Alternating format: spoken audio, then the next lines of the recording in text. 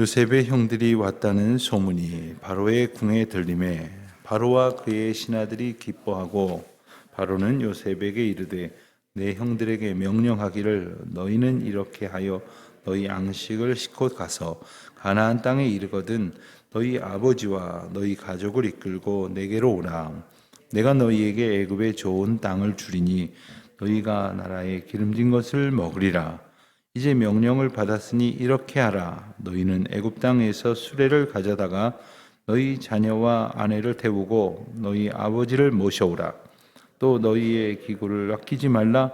온 애굽 땅에 좋은 것이 너희 것임이니라.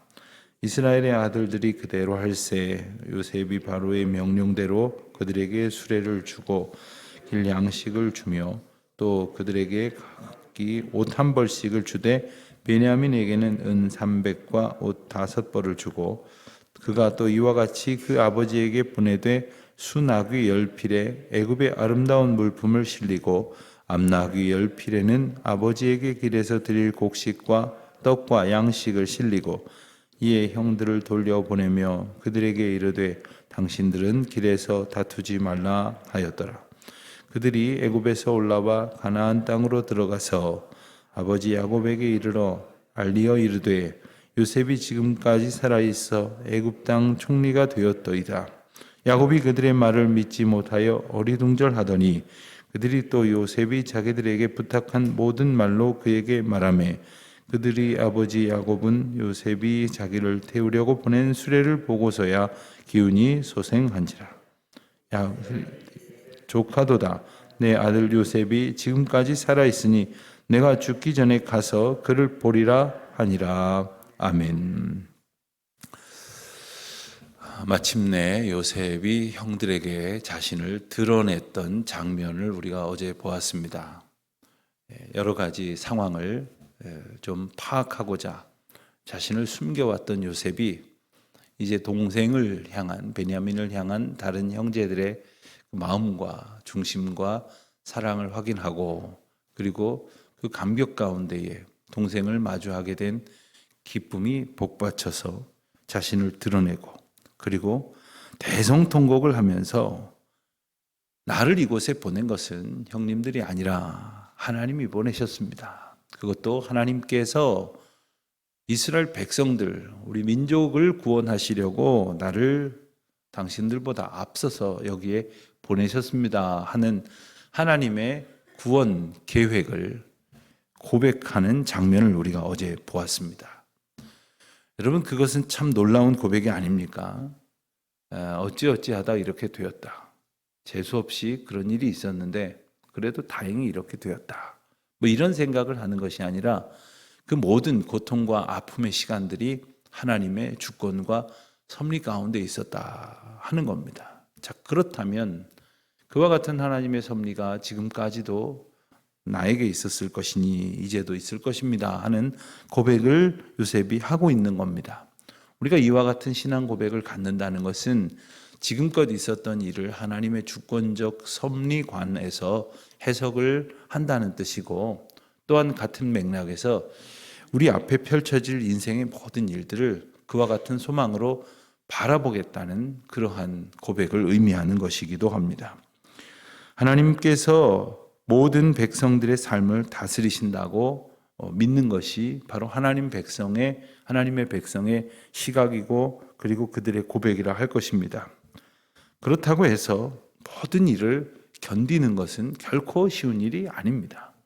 지나온 일은 그렇다고 치고 또 앞으로도 어떤 일이 있을지라도 그런 일들을 다 견뎌갈 수 있을 것이라는 보장을 할 수 없는 것은 우리가 참 연약하고 어리석기 때문입니다. 그러니 이전보다 더 믿음 안에 믿음으로 주시는 은혜를 의지하고 그리고 하나님께서 주시는 그 어떠한 은혜도 저희들이 마다하거나 왜곡하지 않고 온전히 바라볼 수 있는 그러한 소망으로 살아갈 수 있어야 할 것이겠습니다.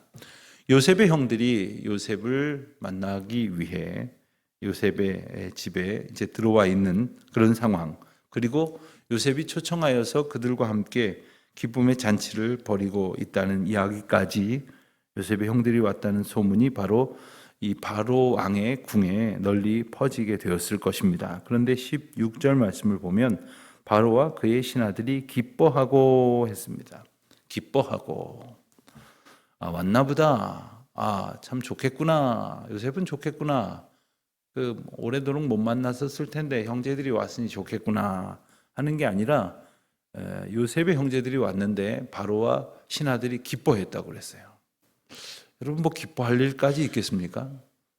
여러분은 주변에 있는 분들이 이런 일을 만나면 그렇소 할 정도지 기뻐할 일이 혹시 있으실까요? 잘 모르겠습니다.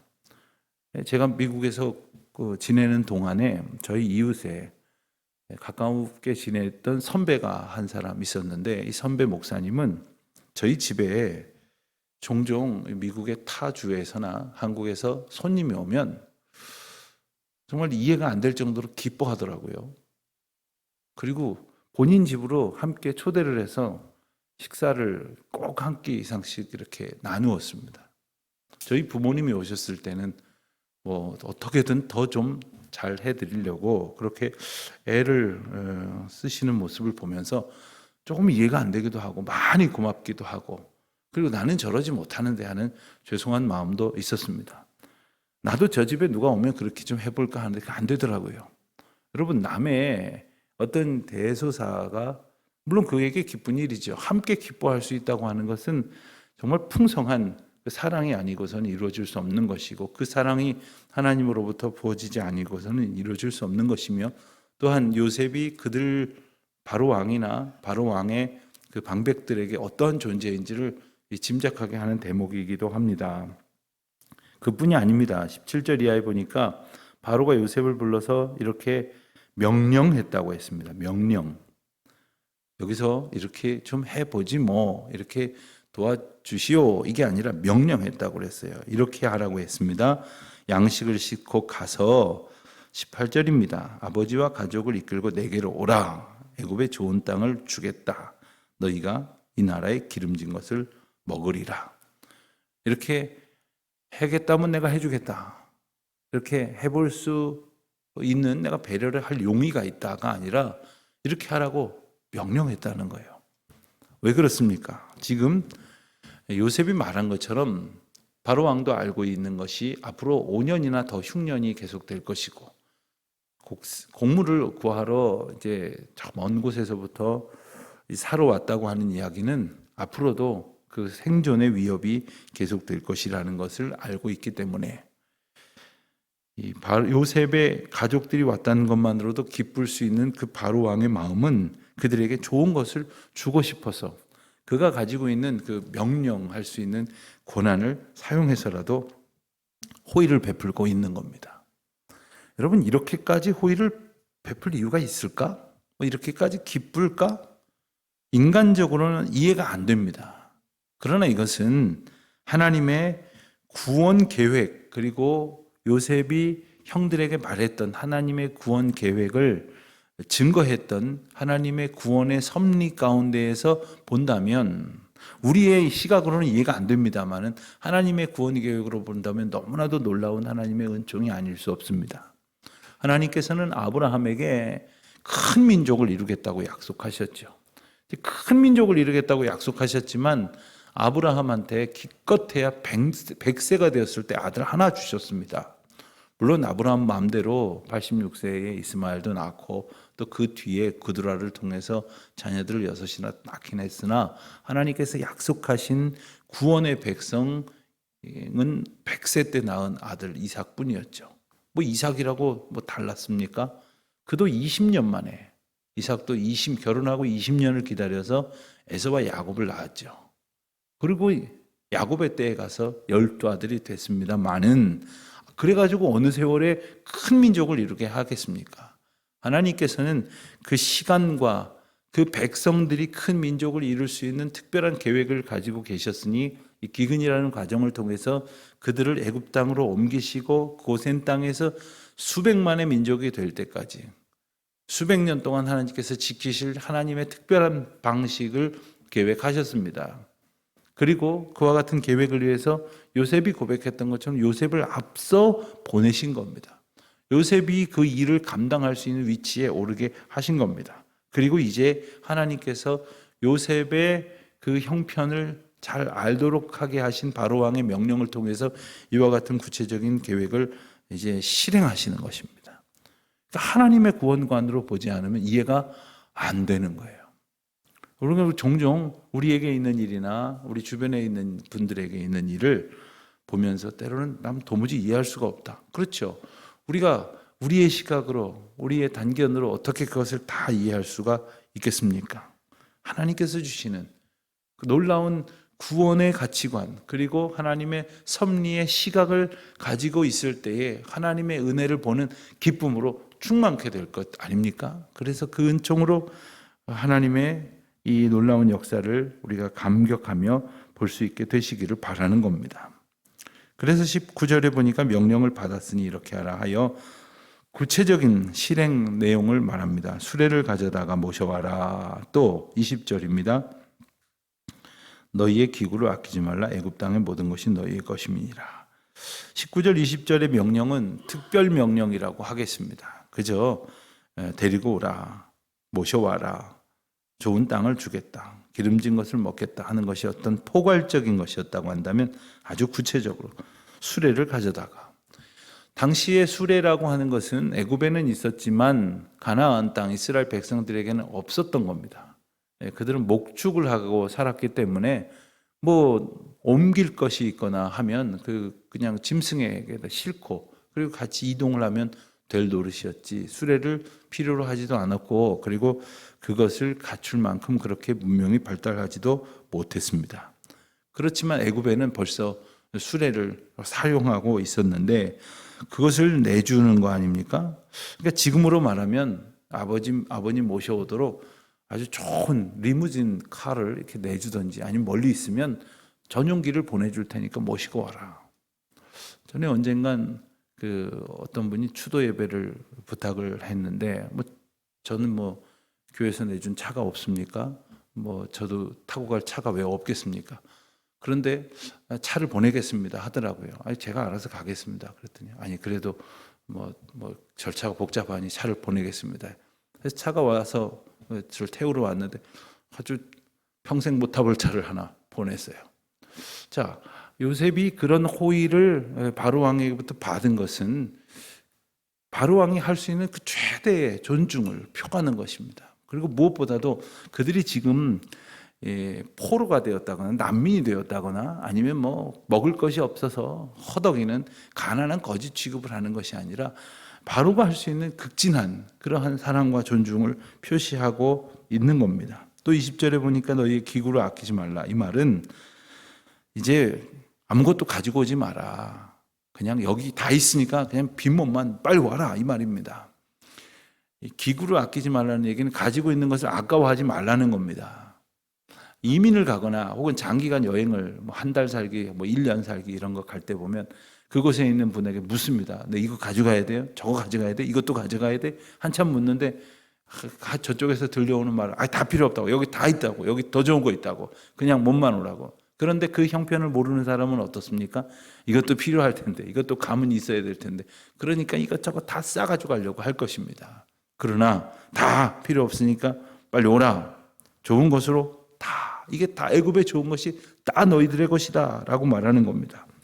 21절 이하에 보니까 이스라엘의 아들들, 야곱의 아들들이죠. 그대로 할세, 요셉이 바로의 명령대로 그들에게 수레를 주고 길 양식을 주며, 그리고 옷 한 벌씩을 주되 베냐민에게는 은 300과 옷 5벌을 주었다 했습니다. 여기서 옷 한 벌은 이스라엘 백성들에게서는 외투 한 벌이 외투도 되고 혹은 이불도 되고, 그리고 때로는 보다리도 되고 아주 유용한 외투를 말합니다. 옷 한 벌씩을 주는데 베냐민에게는 특별히 더 주었습니다. 23절 이하에 보니까 아버지에게는 순하기 10필에 아름다운 물품 암나귀 10필에 길에서 드릴 곡식 떡 양식 이것을 들려보냈다고 했습니다. 가만 보면 아니 금방 가서 모시고 오라고 해놓고 이렇게 잔뜩 굳이 싸보낼 필요가 있나, 한 두 가지 생각을 해보게 됩니다. 이게 다 간다고 해도 바로 그날로 아침에 만나서 바로 그날 점심에 출발하지는 못할 겁니다. 그 가운데 필요한 그러한 호의를 베푸는 것, 곡식, 떡, 양식, 이것은 당장 먹을 수도 있는 것이죠. 먹을 게 없어가지고 곡식을 사러 아들들이 왔으니 정말 어떻게 살지 염려되지 않겠습니까? 당장 먹을 충분한 것을 들려보냈다는 겁니다. 뿐만 아니라 가만 보면 요셉은 지금 아버지에게 그리고 형제들에게 이렇게 베푸는 나눔, 이 아름다운 물품이 무슨 의미를 가지고 있을까요? 이게 뭐 어떤 감사의 성격을 가진 사례입니까? 아니면은 뭐 이거 뭐 잘 봐달라고 뇌물을 바치는 겁니까? 이게 뭐겠습니까? 이거야말로 정말 주는 기쁨에서 베푸는 나눔입니다. 사람이 뭔가를 이렇게 나눌 때에는 가만 보면 그 나누는 것도 베푸는 것도 감사하는 것도 뭔가 기회가 있어야 쉽지, 그렇지 않으면 참 어려운 것 같아요. 고맙다는 말도 타이밍이 있는 겁니다. 미안하다는 말도 때가 있는 거죠. 그런데 아버지에게 이제 아들로서 오랜 동안 만나지 못했던 그 아들로서도 하지만 바로 왕의 호의를 그대로 전하는 것입니다. 그러니 이 많은 것들, 귀중한 것들을 들려보냅니다. 그리고는 24절에서 당신들은 길에서 다투지 말라 이렇게 말합니다. 오죽 걱정이 됐으면 이렇게 말했을까. 다투지 말라 하는 말에 두 가지 의미가 있습니다. 첫 번째는 탓하지 말라는 뜻이 있습니다. 탓하지 말라. 아마 그들은 가면서 야 너무 잘됐다, 너무 신났다 막 이런 얘기도 하지만 그러면서 서로가 서로한테 그때 그래도 그러진 말았어야지. 요셉을 팔 때 팔자고 하지 말았어야지. 죽이자고 할 때 죽이자고 하지 말았어야지. 그러면 또 아니지. 그러면 애굽에 가질 못했을 것이고 그러면 오늘 같은 이런 일이 없었을 것이고 그럭쿵저럭쿵 해가면서 내 말이 맞네, 네 말이 맞네. 그딴 소리 하지 말라는 거예요. 또 하나는 자랑하지 말라는 의미가 있습니다. 야 이렇게 된 건 딱 그 타이밍에서 내가 말했기 때문인 거 알지? 그 다 내 덕인 줄 알아. 이래가면서 서로 유세하지 말라는 겁니다. 왜요? 이게 하나님의 구원 섭리 가운데 있는 것이니 모든 것을 감사하라는 거예요. 가만 보면 가정에서도 그렇고 교회도 그렇고 똑같습니다. 어떤 일 좋은 일 만나면 서로 자기가 잘해서 그렇다 그러고 또 잘못된 일을 만나면 서로 당신 때문에 이런 일이 생겼다고. 여러분 하나님의 은혜 안에서 모든 것이 감사이고 모든 것이 은혜이라는 것을 다시금 깨닫게 하십니다. 자, 이 소식을 전해들은 야곱은 믿을 수가 없습니다. 또 이 믿을만하지 못한 아들들이 무슨 일을 꾸미고 있는지, 이 도대체 무슨 소리인지, 시므온도 돌아오고 베냐민도 돌아온 것은 다행인데 요셉이 지금까지 살아있다는 말이 무슨 뜻인지, 게다가 애굽의 총리가 되었다는 말이 도무지 믿을 수가 없을 것입니다. 그런데 아마도 이것 때문에 보냈는지 문 밖에 와 있는 수레를 딱 보니까 알겠는 거예요. 아, 저건 뭐냐? 아, 저건 애굽에서 쓰는 수레인데 뭐 저기에다가 모시고 오도록. 저걸 보고 깨달은 거죠. 아마 그래서 이 수레는 물론 야곱은 수레보다는 승차감은 덜하겠지만 뭐 짐승을 타고 이렇게 얼마든지 올 수 있었을 터인데 수레는 아마 이런 특별한 역할을 했던 것 같습니다. 야곱으로 하여금 확신을 갖게 했던. 때로는 하나님께서 믿음 없는 우리에게 이 세상에서 하나님의 온갖 방법으로 하나님의 뜻과 임재를 나타내십니다. 그리고 우리와 함께 하신다는 것을 느끼게 됩니다. 문제는 우리가 그 모든 것을 통해서 하나님을 깨닫지 못하는 눈이 어두워져 있고 마음이 상해 있고 그리고 우리의 생각이 우리의 좁은 생각으로 이렇게 갇혀져 있다는 것이죠. 하나님의 뜻과 계획하심과 우리를 향하여 섭리하시는 그 모든 은총을 우리가 바라볼 때 우리로서는 할 수 있는 것이 아니구나. 우리가 한 것이 아니구나. 내가 한 것이 아니구나. 그래서 나를 높이려거나 혹은 누군가를 탓하려는 자세가 아니라 주님이 하셨습니다. 주께서 하셨군요. 그렇다면 이제도 주님께서 하실 줄 믿고 또한 우리의 삶을 주님 의지하며 살아가겠습니다 하는 고백으로 오늘 하루도 믿음으로 승리하는 저와 여러분 되시길 주님의 이름으로 축원드립니다. 하나님 아버지, 저희의 연약함과 믿음 없음을 불쌍히 여기시고 오늘도 하나님의 거룩한 역사, 놀라운 은혜의 자리를 보여주실 때마다 우둔한 저희들이 깨닫는 은총을 베풀어 주시기를 그 믿음 그대로 온전히 주님 의지하며 살아갈 수 있는 은혜를 얻게 하여 주시옵소서. 예수님의 이름으로 기도드립니다. 아멘.